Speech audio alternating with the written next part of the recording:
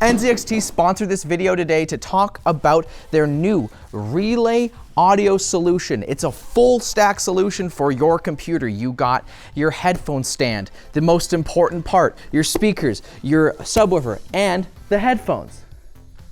Their new Relay lineup is aptly named as it's all about working together and handing off your audio. You can switch from your headphones to your speakers by just putting them on the stand.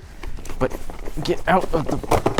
a chain is only as strong as its weakest link, and I'm hoping that nothing here is going to be weak because they sponsored it. Let's start with the Relay gaming headset. The headphones cover 20 hertz to 40 kilohertz. You got less than 1% total harmonic distortion. The microphone is 100 hertz to 10 kilohertz, and also less than 1% total harmonic distortion. We have DTS Headphone X, which is a surround audio solution, kind of like Dolby Atmos, but it's from DTS. You might have heard of DTS X for like some of your home theater setups.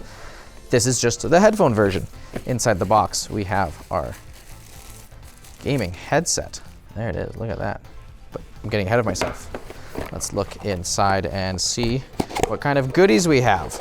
We got a nice braided 3.5mm combo jack for your combo headphone microphone jack with an inline microphone and a volume adjust. There's a switch right there for mute and unmute, and a shirt clip.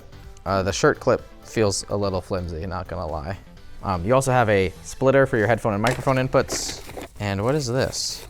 Oh, a USB adapter.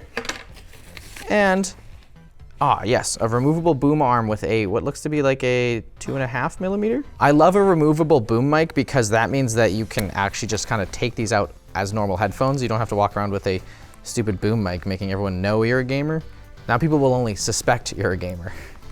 You'll notice that this is an adapter, not a wireless dongle. That's because these are wired headphones, which is great for keeping costs down. We have adjustable ear cups. They're stepped, though the stepping is not very rigid. We also have tilt on the ear cups, but no swivel. That means they won't turn this way. They only go up and down. Swivel would have been nice. It's made of a metal. We have aluminum probably here. The top of the headset is plastic with a plastic leather on the inside with a relatively plush cushion that feels something like a memory foam. The ear cups are also made of that same plastic leather. And on the inside, you have your right and left designations. Cool. I mean, I guess I might as well give them a try. In terms of fit and feel, they're pretty comfortable on the head. If you have a larger head, you might have some problems. I have a medium to large head and the clamping force on the side's a little tight for my liking, so your mileage may vary. And they're a very light headphone, which is great for longer listening sessions or gaming sessions. The memory foam that they give you, it's a lot of cushion. So I wouldn't be too worried about the comfort on this. Isolation-wise, they seem to block out a decent amount of sound, just passively. They don't have any form of active noise cancellation in the headset, so passive is all you get, but they seem to be doing a good job. I hope I'm not yelling too loud. We'll get to listening to these in a moment, but I want to take a look at their speakers. So these are their Relay speakers. We have high dynamic range gaming speakers with premium resonance-free cabinetry and a universal connectivity. Universal, huh? I wonder what they mean by that. The outer dimensions of the speaker are 4.5 by 7.3 by 5.9 inches, so pretty small. Their total harmonic distortion is less than 5.5%. Their frequency response is 70 hertz to 20 kilohertz. Not the deepest speakers, so these will probably not sound that great unless paired with a subwoofer, which NZXT conveniently sells. And 80 watts maximum, 40 watts average for power draw. They are powered speakers, which means you don't need like a receiver or anything to power them. They'll just plug into the wall and power themselves. They have 3-inch glass fiber drivers combined with a 20mm silk dome and high-end construction. That's 2 big features on the back. Let's take a look. Oh, look at that. Inside an unmarked brown box, we have power cable, speaker wire, power supply, and RCA and 3.5mm cables. They are very small speakers, but I always prefer it when they have the power supply integrated. I don't need another brick under my desk. Some concessions had to be made to make these fit on more desks. Speaking of which, let's take a look at the back of them. The right one has nothing on it. The left one, this is where the action's at. We have our outputs to the left speaker. We have our power button, Oh, that does not press it as far as I wanted it to. I was so ready to get a big chunk chunk. We have our volume knob, RCA inputs, our TRS input, and DC in. They have some ports on the back of both of them to help with the bass response on them. And no speaker grills, so you better like the idea of bare drivers. And there's a light on the front. And since these only go down to 70 hertz, we will need a subwoofer. This subwoofer is not that big, which is, again, a concession to allow it in more spaces, and is not always a bad thing. You can have pretty great sound out of pretty small speakers. This is a low-end extension 140-watt subwoofer with a 6.5-inch downfiring speaker. And a big chunky port on the end. When are they gonna have the knife bit set for the LTT screwdriver? LTTstore.com. Power cable. Oh no. Oh wait, no, we're good. Thank God. I was gonna be really mad if they included another power brick. I was gonna be not happy, but we're good. And there she be. Take a look at that. Take a look at that big old speaker. Pretty slick, pretty subtle. It's not gonna be offending anybody in your house, or it's not gonna ruin your decor. As we saw on the box, we have our volume, our crossover adjustment, and our phase adjustment. Here's what I don't get. On the subwoofer, they have crossover, min and max. What? Just tell me what the crossover point is. Just tell me the hertz. We're about 50% volume on it.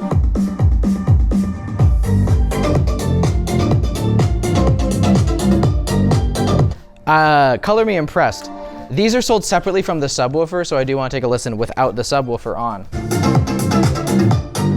Out of the box, these do sound like a little bit kind of bloated in the bass. They're really pushing the bass. It's a lot for such a small driver. The subwoofer helps with that a lot. I have yet to adjust the crossovers and fiddle with that stuff, but out of the gate, they sound fine. They're not exactly detailed, and I think at max volume, I heard a little bit of distortion. I think like we were almost blowing the speakers out. If you don't like the sound, good thing you're just on your computer, so you can EQ the crap out of these to make them sound however you want. NZXT also says that in their software they have an EQ, but it might not work for this because we're only plugged in through this jack.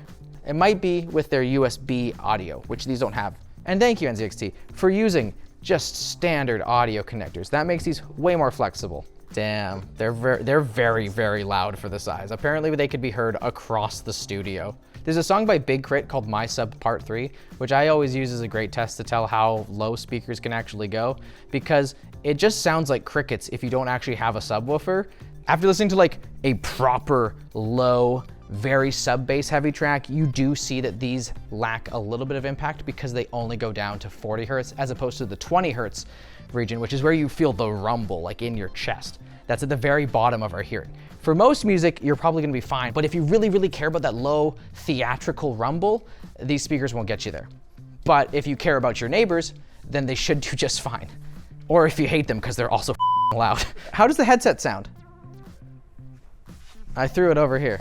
There's one way to find out, but before we listen to that, let's get the coolest part of this whole package, the Switchmix. What this is like a combo headphone stand DAC thing that will allow you to seamlessly switch between your headphones and your speakers. Oh, look at that. That's pretty neat. This is a lot of foam in here. Look at it's just the one thing. Here's the really cool thing about, was that a fork? It was. Got it. I need to clean up. The really cool thing about this is that they're not trying to lock you into their NZXT ecosystem. This will work with any headphones because it's just a little button on the top. They have a little cable routed in here, so you can have it come out the back. That's a cute little place to store that. It can come out the side, or it can come out the back. We're gonna have it come out the back because that's where the headphone input is. That's actually kind of nice. So there's all these little circles, classic NZXT circles. They're famous for their circles, truly. In the front, you can have your headphones. And then you just hang them like that when you're using your speakers. USB-C to USB-A. Editor, put that in as jarringly as possible. Okay. I'm gonna try and route it so it looks a little clean. And then we got our speaker input that we're gonna get in there. It would be cool if they also released another version of this where you could have it hanging under your desk and it would do the same thing. And then you could just run all your cables under the desk. That would be NZXT. That's the next one, okay? That's the next thing you make. You don't make anything else till you make that. You stop what you're doing and you make that for me. I will buy it. No!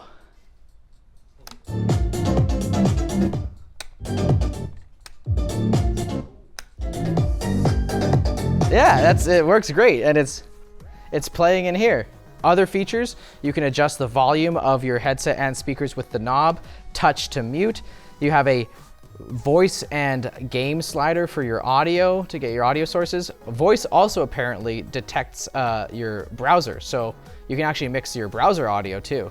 Oh my God, and it remembers the levels between each setting, which is awesome. So you're never gonna accidentally blast your ears, right? Because it has the settings.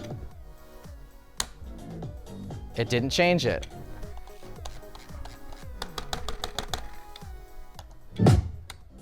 Well, I tricked it there. I did get it once, but no one's using it like that. That was kind of weird. Did you see that? So one thing is that it seems that the switch is a little bit faster than the volume. See? It goes, oh, we're full. Let's talk about the audio on the headphones. The audio on the gaming headset is, surprise, surprise, tuned for gaming. So we have a big lift in the highs so we can hear the details, say like crackles and footsteps, so that you can hear your opponents when they're coming towards you, as well as a bit of a boost in the bass to add to that kind of thrill. You're now listening to me through the headset microphone of the NZXT Relay, and looking at our target curve, we can see that, well, things deviate pretty badly above 1000 Hertz and below 50 Hertz. Luckily, you have an EQ that allows you to adjust the sound to hopefully remedy any issues you have with the profile. Microphone response, however, is relatively flat, and I mean, you can hear the sample now. I hope it sounds good to you. The best part about this ecosystem is that you're not locked in any way. You could get this and not have the speakers. You can just get this, and this is actually so sick. Another great feature is that this is a combo jack at the front, so if you have something like NZXT's Capsule Mini microphone, you can just plug that in and it's already gonna work and integrate with the system. What would be nice is if they had maybe an extra input. I will say that much. An extra input on the front so you could have a separate microphone and a separate headphone go in there instead of having to use a combonifier, a combo jack. Would have been a nice addition. This is also a great feature for clutterbugs like me because it forces you to have to put your headphones away. You actually have to put them on the stand or else the speakers will not play. I need this in my life. In the NZXT software with the Switchmix, you have some different audio profiles that are tuned via DTS. There is a side tone adjustment as well as RGB. You can adjust the little lights in there. Oh, here we go. Custom EQ under DTS, custom EQ. You get a 1, 2, 3, 4, 5, 6, 7, 8, 9, 10 band graphic EQ. You have some presets. You have a surround sound effect. Ooh, front, wide, and traditional. Interesting. What is traditionally surround? So yeah, as we thought, the EQ only applies to the headphones, but you can EQ your whole computer. Let's check out this DTS surround. I've never been blown away with headphone surround audio. This does a fine job though. If it's a feature that you love, I encourage you to use it. Having DTS-X is great, but I am not moved. The headphones are gonna run you $100. The speakers are gonna run you $250, and the headphone DAC and $130. And let's not forget about the sub, which is going to run you $150. I'm gonna be frank, I came in here with pretty low expectations and I am rather impressed. Thanks for watching. If you liked this video, send it to your friends. If you didn't like it, send it to your enemies. Why don't you watch another video of ours? It's about the Sony speaker that's very, very loud and Dan did it.